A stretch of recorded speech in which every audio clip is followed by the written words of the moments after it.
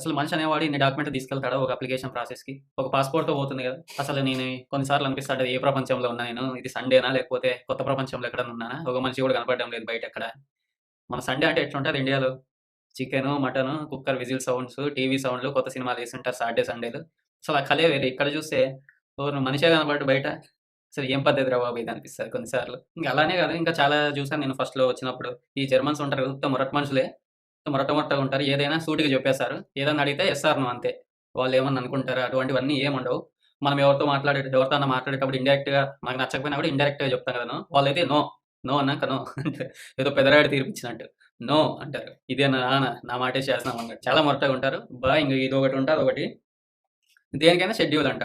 క్యాలెండర్‌లో మెన్షన్ చేసుకుంటారు. Google meet calendar అలా ఉంటది కదా! అట్లా. సపోజ్ నేను ఇప్పుడు మండే అన్నా, ట్యూస్‌డే అన్నా మన ఫ్రెండ్‌ని కలసాలనుకున్నా అనుకో ఎవరినో ఒకరిని. దానికి కూడా క్యాలెండర్ మీటింగే. దానికి సెపరేట్‌గా షెడ్యూల్ చేసుంటారు క్యాలెండర్ మీటింగ్.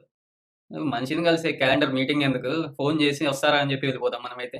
సో, ఇటువంటివన్నీ చాలా ఉంటాయి రియల్ ఛాలెంజెస్. నేను జర్మనీకి వచ్చినప్పటి నుంచి కొన్ని ఛాలెంజెస్ ఫేస్ చేసినా. దాని నుంచి నేనే దానికి అలవాటు పడినానా? లేకపోతే నాకే అర్థం కాదు కొన్ని సార్లు. ఇటువంటి విషయాల గురించి ఈ వీడియోలో మాట్లాడుకుందాం. ఇదొక కంప్లెయింట్ వీడియో కాదు.